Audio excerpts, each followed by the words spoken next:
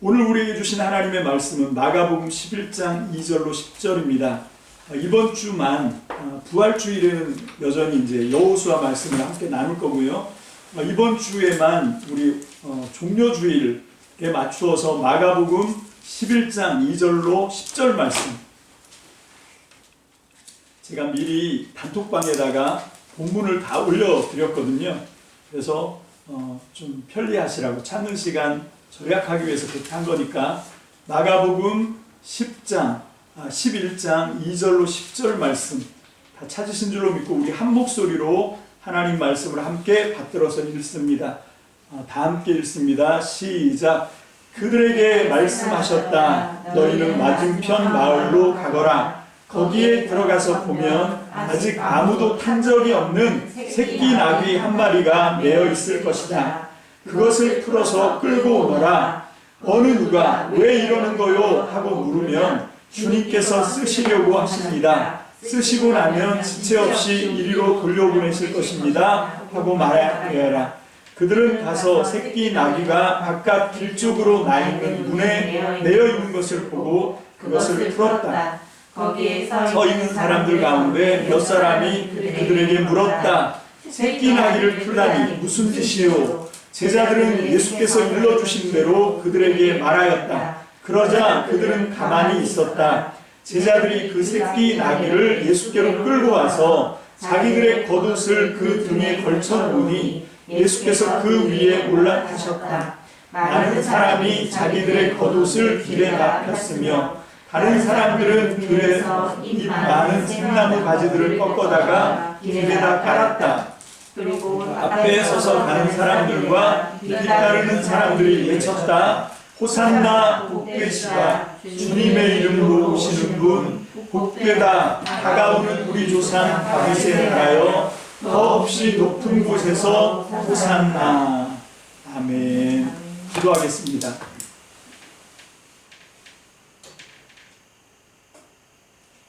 할렐루야. 주님 은혜와 사랑을 감사합니다. 오늘 2020년 부활절을 한 주 앞두고 종려주일로 우리가 주님께 예배합니다. 하나님이 종려주일을 통하여 우리가 하나님께서 이 종려주일을 우리에게 허락하신 분명하신 진리의 뜻을 깨닫는 저희들 되게 도와주옵소서. 아버지 하나님, 그러나 사람의 미련함을 우리 주님이 아시오니 우리가 깨달았다 한들 하나님의 온전함으로 온전히 100% 다 깨닫는 것은 없습니다. 하나님, 우리의 무지함을 불쌍히 여겨주시고 오늘 시간 성령님 지혜와 계시의 영으로 역사하여 주셔서 주님의 마음, 주님의 사랑을 온전히 이 말씀을 통하여 깨닫고 전하는 자나 받는 자 모두가 그 사랑의 마음에 감동하며 감화하는 녹아지는 시간만 될 수 있도록 축복하여 주옵소서. 전폭을 주님께 맡겨드립니다. 특별히 하나님 실시간으로 영상 예배드리는 모든 각 가정과 처소에 은혜를 베풀어 주셔서 방해받지 않게 하시고 하나님께서 기뻐하시는 온전한 예배를 하나님 정말로 정성을 다하여 드릴 수 있는 저와 우리 참믿음교회 모든 성도 다 되게 축복하여 주옵소서. 우리 아산 참믿음교회를 불쌍히 여겨주시고 주님 거제 참믿음교회를 불쌍히 여겨주셔서 오늘 이 시간 하늘문 활짝 열어주시고 주님 임재하여 주시옵소서. 말씀 가운데 역사하시는 주님께 전폭을 의지하옵고 예수님의 이름으로 축복하며 기도합니다. 아멘. 할렐루야. 아멘. 제가 왜 이 종려주일은 절기로 설교를 하고 그리고 부활주일은 그냥 하냐고 하면 의미가 있습니다. 이제 부활주일 때는 부활주일 설교를 하면서 제가 말씀을 드리도록 하고, 종려주일에는 왜 그렇게 하냐면 오늘 설교 제목과 연결이 되어 있습니다. 오늘 설교 제목이 뭡니까? 잘 모르시죠? 제가 카톡에다 올려드렸는데 뭐냐면 호산나예요. 호산나.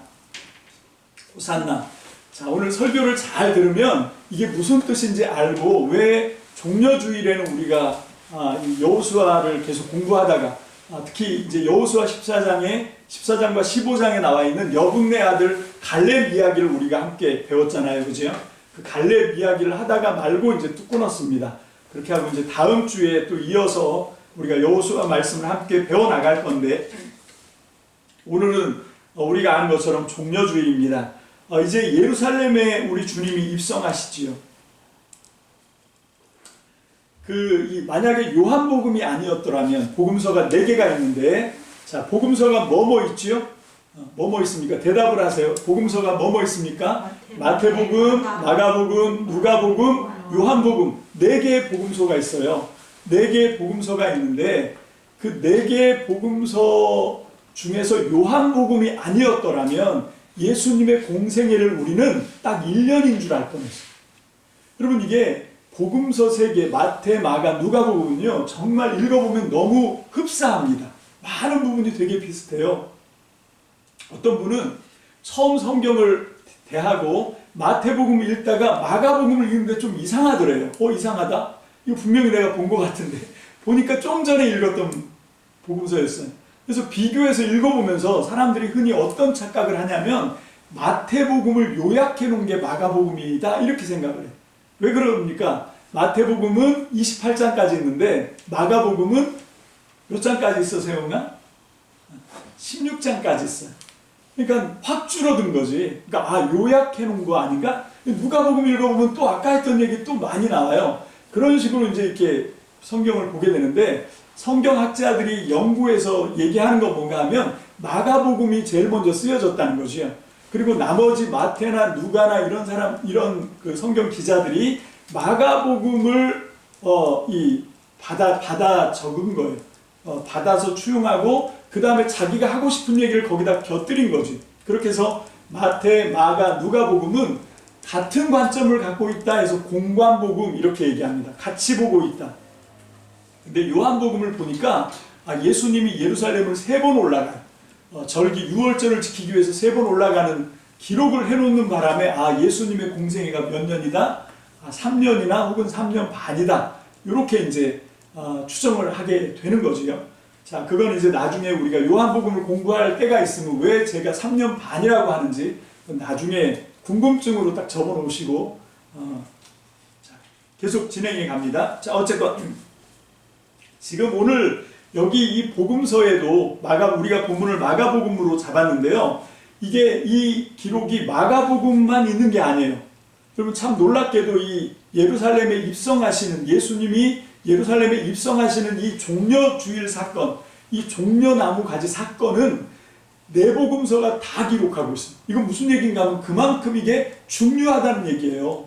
뭘 그냥 중요해. 그냥 예수님이 어린 나귀 새끼 그걸 끌고 와서 그냥 그걸 타고 우스꽝스럽게 그냥 퍼포먼스 한 거지. 우리가 이렇게만 알면 이게 왜 예수님이 이걸 하셨는지를 우리가 놓쳐버리는 거예요.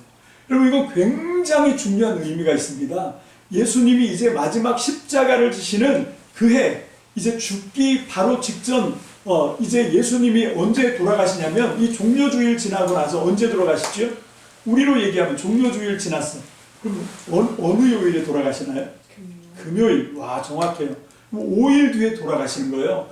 예수님은 이미 그걸 감지하고 있었어. 그래서 마지막 들어가는데 뭘 하고 싶었냐면 강렬한 인상을 확 주고 싶었던 거지. 그게 뭔가 하면 이 나귀 새끼를 타고 예루살렘 성에 들어가는 거예요.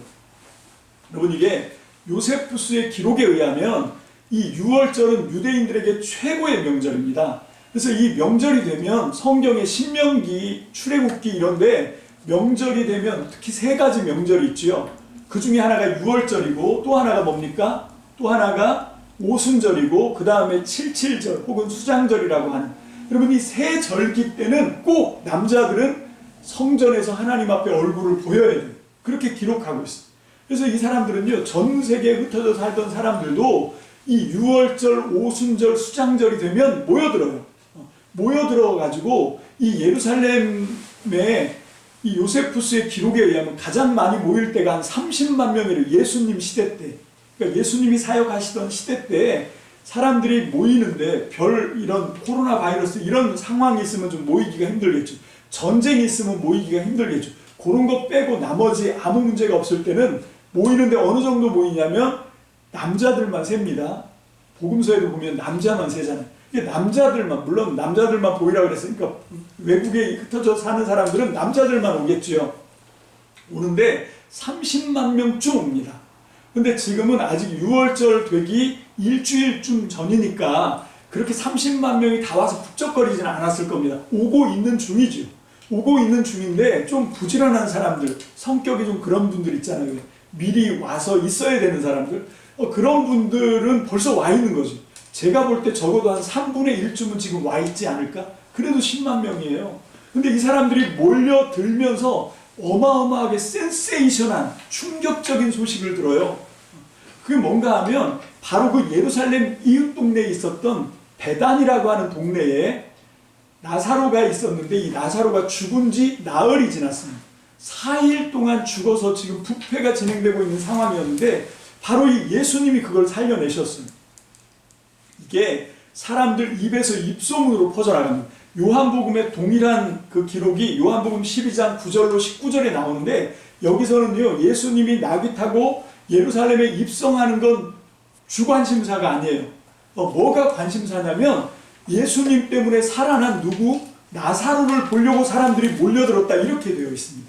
그래서 이 사람들이 몰려들었고 예수님을 향해서 열광하고 있는 거예요. 그래서 그러니까 사람들이 아마 이때 예루살렘에 있었던 남자들이 거의 다 이 길가에 나왔을 거예요. 예루살렘에 들어가시는 예수님의 장면을 사람들이 지금 지켜보고 있습니다. 굉장히 이게 엄청난 일인 거예요. 자, 그런 상황에서 왜 예수님이 이 어린 새끼 나귀를 타고 예루살렘에 들어가셔야 했는가? 여러분, 우리는 그냥 왜 그랬을까? 잘 모르잖아요. 그죠? 근데 여기에 굉장히 깊은 의미가 있습니다. 여러분, 제가 말씀드렸죠. 우리 예수님이 왜 오셨다고요? 뭐 하러 오셨다고? 하나님 나라를 이 땅에서 완성하기 위해서 오셨다고 했어요. 여러분, 이 하나님 나라의 관점으로 생각해 보면, 여러분, 이게 지금 나귀 새끼를 타고 이게 그 예루살렘 성에 들어가는 건 뭔가, 이게 왕의 대관식이에요. 여러분, 다른 로마 황제나 이런 사람들의 대관식은요, 말 타고 들어갑니다. 우리나라 임금님들은 연 타고 들어가죠. 면류관 쓰고, 연이라고 하는 가마입니다. 그걸 타고 종각에 들어가서 거기서 이제 차기 왕으로 이렇게 제수를 받습니다.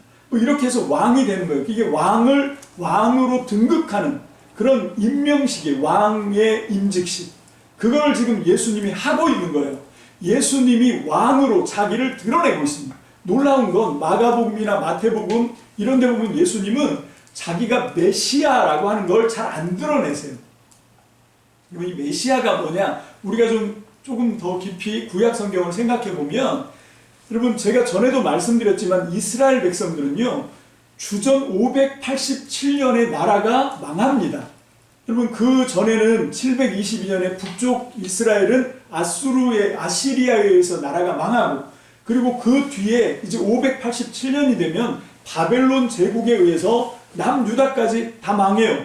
그리고 나서 지금 예수님이 태어난 지가 기원 0년이라고 따지면 지금 예수님의 나이가 33살이라고 가정을 했을 때 600년이나 지난 거예요. 나라를 뺏긴 지 600년 동안 나라 없이 그렇게 서름을 받고 있었다는 거죠. 여러분, 우리는 잘 알아요. 우리나라는 잘 압니다. 왜? 우리나라도 35년간 일본한테 주권을 뺏기고 나라를 잃어본 경험이 있거든요. 그때 우리 조상들이, 우리 선조들이 얼마나 처절하게 독립을 위해서 애쓰고 힘썼는지 우리가 그거 잊어버리면 안 돼요. 여러분, 불과 35년 동안 나라를 잃어도 이렇게 절치부심하는데 무려 600년을 나라 없이, 독립 없이 살았던 사람들의, 여러분, 처절한 간절한 소망이 뭐겠습니까? 나라를 회복하는 겁니다. 여러분, 구약 성경은요, 나라를 잃어버리고 난 다음에 말씀 운동으로 해서 형성된 거예요. 우리는 우리 입장에서 그런 문화적이거나 역사적인 배경을 모르고 이걸 읽으니까 그런데, 구약 성경은 이게 하나님 나라를 회복시켜 달라고 하는 그런 어떤 간절한 염원입니다. 그렇게 해서 구약 성경이 나온 거거든요. 근데 예수님이 말씀하시기를 구약의 모든 예언은 나한테, 나를 향한 거다, 이렇게 얘기하시는 거예요. 무슨 얘기입니까? 내가 바로 이 이스라엘 백성이 600년 동안 절치부심하면서 갈망했던 나라를 회복할 사람이다 라고 얘기하는 거거든요. 그래서 지금 내가 이 모든 예언을 응했다라고 얘기하는 거예요. 내가 다 성취했다라고 얘기하는 겁니다. 여러분, 예수님이 이 땅에 하나님 나라를 완성하신 거예요. 믿습니까? 아멘. 우리가 이걸 좀 믿어드려야 돼요. 예수님이 부활하시고 승천하셔서 지금 어디에 앉아 계시대요? 하나님 보좌 우편에. 이거 무슨 얘기입니까? 지금 통치하고 계신다는 얘기예요. 만물을 충만케 한다고 바울은 에베소서에 말씀하고, 이게 뭔가 하면 하나님 나라는 이미 지금 완성돼서 지금 하나님이 통치하고 계시는 거예요. 이 땅을 지금 완성시켜 갑니다. 회복해 가고 치유해 가고 변화시켜 가십니다. 믿습니까? 아멘. 우리가 믿는 건 이걸 믿는 거예요. 하나님 나라는 아직 오지 않아서 이건 아닙니다. 그럼 이건 2000년 전에 예수님이 뻥을 치신 거가 되는 거죠. 그렇지 않습니다. 예수님은 이 하나님 나라 완성을 위해서 지금 이 십자가까지 지금 계산해 놓고 지금 이 예루살렘 입성을 하고 있는 거예요. 그래서 이 스가랴서 9장 9절에 보면 스가랴 9장 9절 여기 오늘 전체 본문 말고 그 인용 구절 보면요, 스가랴서 창고 성구 뒤에 밑에 이 창고 성구가 아니라 인용 성구라고 제가 올려드렸거든요. 오케이. 예, 여기 스가랴 9장 9절입니다. 다 함께 읽습니다. 시작. 도성 시온아 크게 기뻐하여라. 도성 예루살렘아 환성을 올려라. 내 왕이 내게로 오신다. 그는 공의로 오신 왕, 구원을 베푸시는 왕이시다. 그는 온순하셔서 나귀 곧 나귀 새끼 어린 나귀를 타고 오신다. 아멘. 여러분, 그 스가랴가 예언을 했어요. 왕이 오신다. 우리를 구원하실 왕이 오신다. 메시아가 온다. 예수님이 지금까지는 자기를 메시아라고 귀신들도 얘기하고 사람들도 막 얘기하고 하면 뭐라고 그랬어요? 입 다물어 조용히 해. 이게 이 메시아 시크릿이 아직 얘기하면 안 돼. 그리고 얘기를 했는데 갑자기 커밍아웃을 하시는 거예요. 그래, 맞아. 내가 메시아야. 내가 이 땅을 구원할, 내가 이 세상을 구원할, 하나님 나라를 회복할 내가 왕으로 온 사람이야. 그게 오늘 예루살렘에 나귀 타고 들어가는 사건이에요. 왜 이렇게 하셨습니까? 이제 하나님 나라가 완성되어 가기 때문에 그래요. 하나님 나라가 완성되어 가기 때문에. 예수님은 이제 마지막 그 정점으로, 화룡점정이라고 그러죠. 마지막 그 정점으로 뭘 하는 겁니까? 십자가에서 자기를 제물로 화목제를 드리는 것으로 하나님의 나라가 완성되었습니다. 믿습니까? 아멘. 예수님이 그리고 나서 40일 동안 제자들에게 하나님 나라에 대해서 가르쳐주고, 그리고 이제 승천하시고 난 다음에 열흘 뒤에 성령으로 다시 오셨습니다. 여러분, 아직 물론 우리는 재림을 믿습니다. 예수님이 다시 오실 거라고 믿어요. 재림하시는 주님을 믿습니다. 그렇지만 예수님은 그렇게 하고 나서 2000년 동안 이 세상을 고아처럼 버려둔 게 아니라 어떻게 하셨습니까? 성령 하나님과 함께 우리에게 오신 거예요. 성부, 성자, 성령 하나님은 함께 동행하시는 분입니다. 우리가 육체적으로 생각하면 이해가 안 되지만, 우리 사람의 생각으로는 이게 가늠이 안 되지만, 성령님을 보내주신 것이 뭔가 하면 하나님 나라가 완성되었다는 약속이고, 내가 곧 다시 오겠다고 하시는 그 약속을 성취하신 겁니다. 예수님이 그러셨잖아요. 그 요한복음 14장에 너희 고민하지 마. 내가 가서 처소 준비하면 바로 와서 다시 곧 너희에게 온다. 그게 뭔가 하면 바로 그 승천하신 후에 10일 뒤에 성령님으로 임해 주신 사건이에요. 믿습니까? 아멘. 그래서 우리는 고아처럼 버려진 게 아니라 성령 안에서 이미 하나님과 나는 하나가 된 줄로 믿습니다. 아멘. 그래서 그 성령님이, 예수님이 지금 내 안에 계신 거예요. 성령님을 통해서 내 안에서 하나님 나라로 완성되어 계신 겁니다. 믿습니까? 아멘. 제가 지난 수요일날 설교했던 건 바리새인 같은 사람들 속에 성령님이 들어오실 수 없잖아요. 여러분, 이 사람들은 사람들을 혐오하는 사람들이에요. 사람들을 차별하는 사람들입니다. 사람들을 미워하는 사람들입니다. 성령을 받은 사람은 절대 이런 짓 할 수 없어요. 여러분, 어떤 사람을, 그 사람이 어떤 문제가 있더라고 한다 하더라도, 여러분, 정말 내가 하나님의 성령에게 사로잡혀 있다고 하면 그 사람이 하나님 욕을 하는 사람이어도요, 성령님은 그 사람을 미워하게 못합니다. 여러분, 오히려 그 사람을 품고 사랑으로 녹이게 만드는 거죠. 이게 우리가 믿는 하나님이지. 근데 지금 보면 기독교가 무슨 혐오 집단 같아요. 동성애라고 혐오하고 타종교라고 혐오하고 그런 거 아닙니다.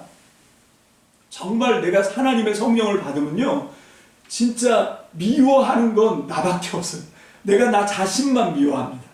내가 하나님의 나라인데 하나님의 나라를 온전하지 못한 부족함 때문에 절치부심하는 거예요. 나의 부족함, 나의 연약함, 이게 정말 진짜 하나님 앞에서 너무너무 싫고, 그래서 그것과 싸우는 거지. 여러분, 나와 싸우는 사람은 다른 사람을 미워하지 않습니다.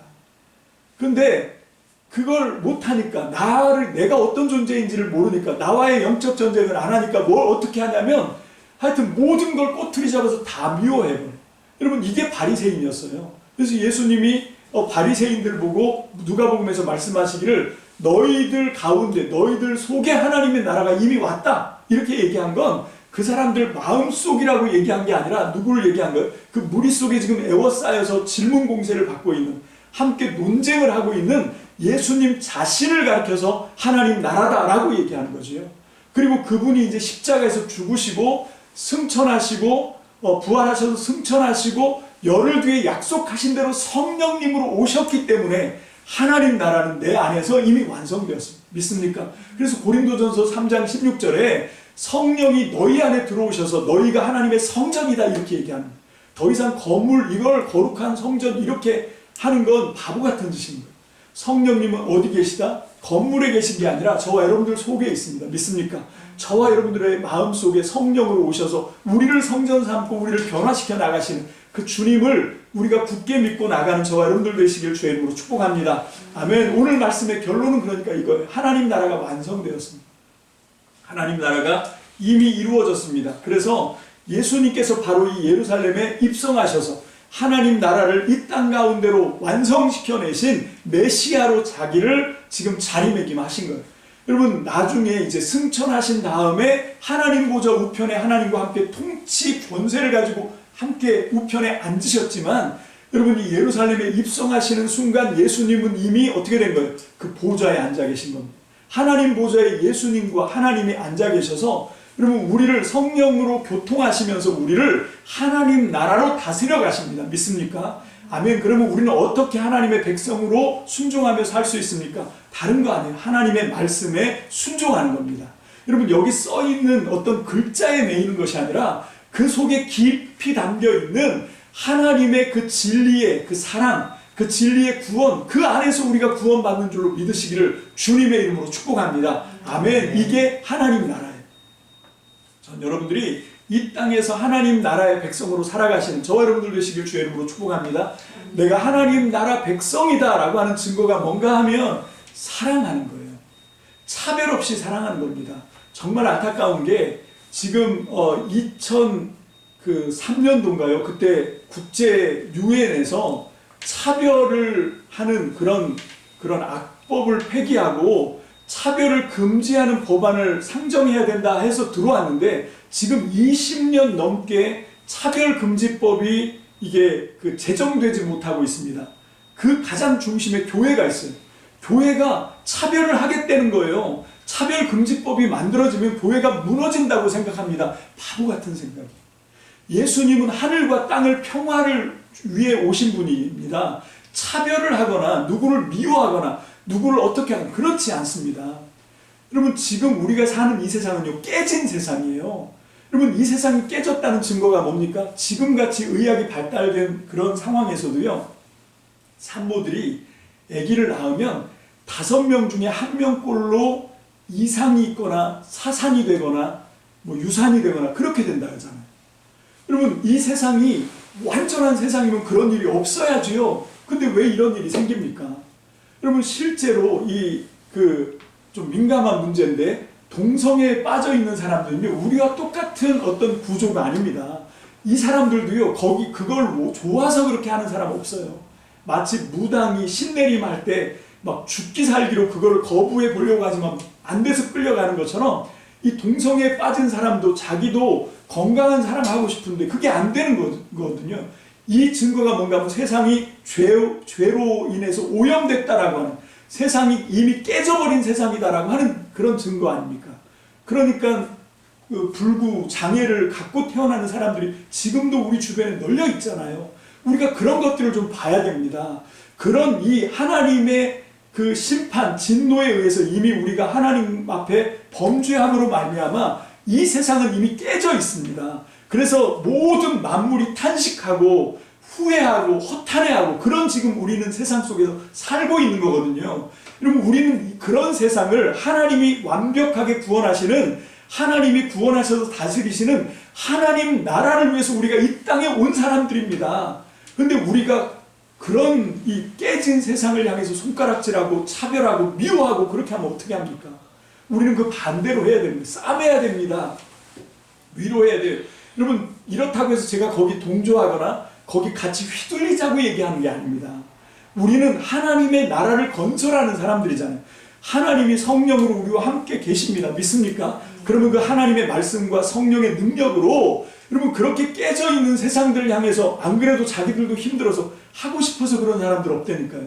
자기들도 어쩔 수 없어서 죄로 끌려가고 있는데 그런 사람들을 차별하고 그런 사람들을 혐오하고 그런 사람들을 공격하면 이 사람들이 교회까지 그러면 세상 어디에서 위로를 받습니까? 세상 어디에서 소망을 얻습니까? 여러분, 우리 교회는 그런 사람들이 쉴 수 있는 곳이 돼야 돼요. 그런 사람들이 안식을 누리는 그런 장소가 돼야 됩니다. 그런 사람들을 구원하는 그런 장소가 돼야 돼요.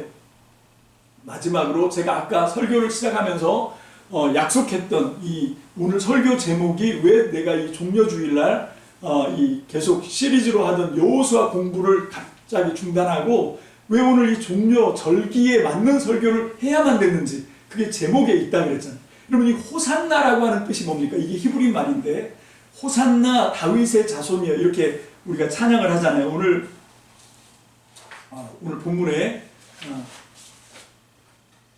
그 호산나 호산나 복되시다. 주님의 이름으로 오시는 분 복되다. 다가오는 조상 우리 조상 다윗의 나라여 더 없이 높은 곳에서 호산나 이렇게 지금 노래를 하고 있습니다. 찬양을 하고 있어요. 자, 그러면 이 호산나라고 하는 히브리 말이 뜻이 뭐냐? 한참 전에 제 아내가 저한테 이걸 물어봤어요. 근데 제가 그때는 몰랐어요. 목사가 다 아는 건 아닙니다.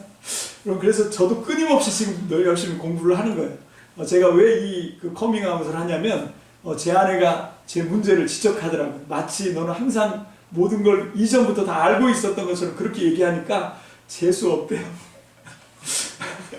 좀 세게 얘기한 거야. 그렇지, 그 얘기였지 뭐. 저도 가만히 듣고 보니까 제 아내 말이 100% 맞더라고요.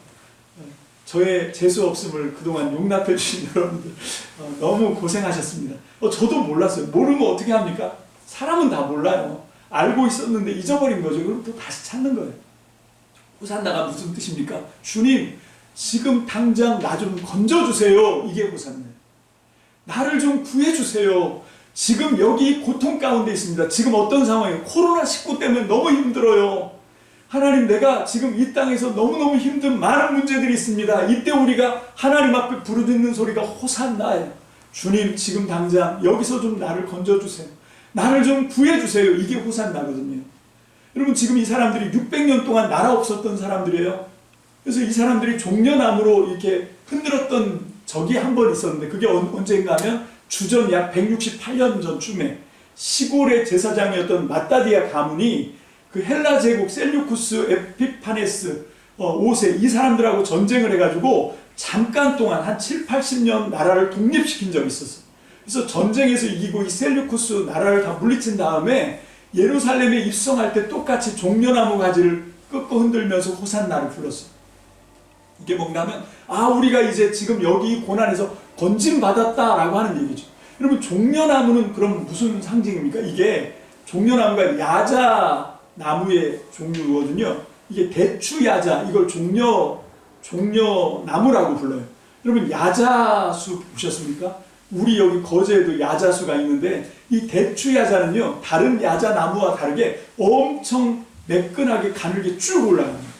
쭉 뻗어 올라가서 맨 꼭대기쯤에 다른 야자나무들이 그런 것처럼 중간에는 가지 같은 게 장가지가 없고 그냥 원목이 쭉 올라가다가 맨 꼭대기에서 어떻게 하죠? 마치 이게 불꽃놀이 할 때 폭죽 터지는 것처럼 이 나뭇잎들이 거기서 쫙 펼쳐집니다. 이제 이 종려나무, 이 대추야자 나무가 상징하는 게 뭔가 하면 찬양이에요. 우리가 하나님께 드리는 찬양이 그런 거예요. 불꽃놀이처럼 슉 올라가서 팡 터지는 그런 게 이 종려나무가 갖고 있는 어떤 상징입니다. 그리고 이 또 종려나무가 갖고 있는 그 의미 중에 하나가 뭔가 하면 이게 그 오아시스의 대표적인 나무거든요. 그 출애굽기 여기 말씀 이건 또 다시 본문이었는데 그 인용구 맨 마지막에 출애굽기 15장 27절 말씀에도 보면 이제 그 마라 쓴물 때문에 막 고통당하고 사막 광야에서 진짜 쉴 곳 없이 그렇게 고통당하던 이스라엘 백성이 어디로 도착합니까? 엘람이라고 하는 땅에 도착해요. 거기 갔더니 뭐가 있습니까? 물샘 12, 샘이 12개가 있고 종려나무가 70나무 가지가 있어요. 여러분 이게 오아시스거든요. 사막 여행을 해보셔야 하는데 사막 여행을 하는 사람에게 오아시스는 생명이에요. 거기 가면 물도 있고 거기 가면 그 종려나무, 그 대추야자 나무가 주는 그 그늘 속에 들어가면 천국이 따라옵니다. 여러분 이게 종려나무가 갖고 있는 의미입니다. 또 한 가지, 이 종려나무는 이렇게 잎을 보면 햇살처럼 쫙쫙 퍼져 있잖아요. 이게 뭘 얘기하냐면 승리를 또 상징합니다. 오늘 본문 말씀에서 이 종려나무는 바로 이 세 번째 의미겠죠. 승리의 상징이에요. 승리. 이제 모든 환난과 고난에서 이기고 승리한 걸 상징하기 때문에 사람마다 어떻게 합니까? 종려나무 가지를 꺾어 흔들면서 이 예루살렘에 입성하시는 예수님을 찬양한 거죠. 이게 종려주일 사건입니다. 여러분 제가 이 설명을 제가 여러분들에게 드리는 건 뭔가 하면 우리의 상황도 많이 힘들어요. 어렵습니다. 고통이 있습니다. 그런데 이런 고통 속에서라도 우리가 해야 되는 게 뭡니까? 바로 우리는 날마다 우리를 영원한 승리로 이끌어 가실 그분에게 우리는 끊임없이 뭘 고백해야 돼요? 호산나 기도를 해야 돼요. 주님 여기서 좀 나를 건져주세요. 지금 당장 내게 구원을 베풀어 주세요. 여러분 이게 주님과 우리의 관계입니다. 이제 나는 살만해요. 이게 교만이에요. 그렇지 않습니다. 여러분 우리가 주님을 알면 알수록 여러분 우리의 영성이 깊어가면 깊어갈수록 진짜 주님의 도움 없이는 잠깐도 1초도 살 수 없는 존재가 나라는 걸 깨닫는 거예요. 그래서 우리는 그때마다 어떻게 합니까? 우리는 탄식처럼 기도하는 거예요. 숨쉬듯 기도하는 거예요. 호산나, 주님 제발 나를 좀 건져주세요. 이 말할 수 없는 죄의 구덩이에서 나 좀 건져주세요. 이 정말 더럽고 오염된 세상에서 나 좀 거룩하게 건져주세요. 지금 당장 나를 건져달라고 하는 그 호산나의 기도는 여러분 어떤 특별한 행사에서 퍼포먼스로 끝나는 것이 아니다라고 하는, 우리의 삶에서 우리는 끊임없이 우리의 시선이 주님께로 향하여야 되고, 그리고 끊임없이 우리는 우리의 삶의 모습을 진솔하게 주님 앞에 고백하면서 뭘 해야 됩니까? 지금 여기서 나를 당장 좀 건져주십시오. 호산나를 끊임없이 불러야 돼요. 근데 그걸로 끝나는 것이 아니라 우리가 그렇게 건진받고 구원받아야 되는 이유가 뭔가 하면 우리의 편리함을 위해서가 아니라는 거예요. 그 일을 통해서 우리가 하나님의 나라를 이 땅 가운데 드러내야 됩니다. 믿습니까? 아멘. 그래서 하나님께 영광을 올리기 위해서, 하나님이 찬양받으시기 위해서 우리는 이 호산나를 끊임없이 부르고 외치고 달려가는 그런 믿음의 공동체가 되시기를 주님의 이름으로 축복합니다. 오늘 이 종려주일을 지나면서 우리가 이제 고난주간을 지나면서 우리가 그 고난주간에 끊임없이 매일매일 빠짐없이 해야 되는 기도가 이거예요. 주님 나를 건져주세요. 호산나입니다. 호산나. 그러나 거기서 멈추는 것이 아니고 그 고통 중에 호산나를 외치면서도 또 뭡니까? 하나님을 끊임없이 찬양하는 거예요. 여러분 이게 호산나가 많은 사람들한테 오해를 받고 있습니다. 이게 찬양하고 같이 붙어 있으니까 호산나를 뭐로 생각하냐면 하나님을 찬양하는 할렐루야 춤으로 생각하는 거예요. 그래서 찬양대 이름이 뭐가 많습니까? 호산나 찬양대가 많은 거예요. 근데 이 호산나는 하나님을 찬양하는 의미가 아니라 뭐라고요? 주님 이 고통 속에서 지금 당장 저 좀 살려주세요. 저를 건져주세요. 저를 구해주세요. 그런 뜻이에요. 근데 그게 또 우리의 찬양이 된다는 건 아이러니지만 진리입니다. 여러분 우리는 이 고통 속에서 우리의 연약함 속에서 한없이 절망하지만 그걸로 끝나면 안 돼요. 그럼 우리는 페미니스트예요. 우리는 절망하는 사람들이 아닙니다. 우리의 절망이 있지만 그것과 함께 우리에게 누가 있습니까? 예수 그리스도가 우리에게 살아계십니다. 믿습니까? 그분이 약속으로 내 안에 와 계십니다. 이미 하나님의 나라 속에 우리는 있고 그분의 능력의 손이 나를 붙들고 있습니다. 그러니까 우리가 어떻게 해야 돼? 한편으로 호산나를 외치지만 또 한편으로는 다윗의 임금으로 왕으로 영원한 왕으로 내게 오신 그 하나님을 향해서 한없는 사랑과 한없는 찬양과 한없는 영광을 올려드리는 저와 여러분들, 바로 이게 우리 참믿음 성도들의 정체성입니다. 우리가 그런 믿음의 길 뚜벅뚜벅 걸어가는 저와 여러분들 되시기를 주님의 이름으로 축복합니다. 우리 실시간으로 예배드리시는 모든 분들에게도 동일한 은혜가 임하시기를 주님의 이름으로 축복합니다. 사랑합니다. 기도하겠습니다.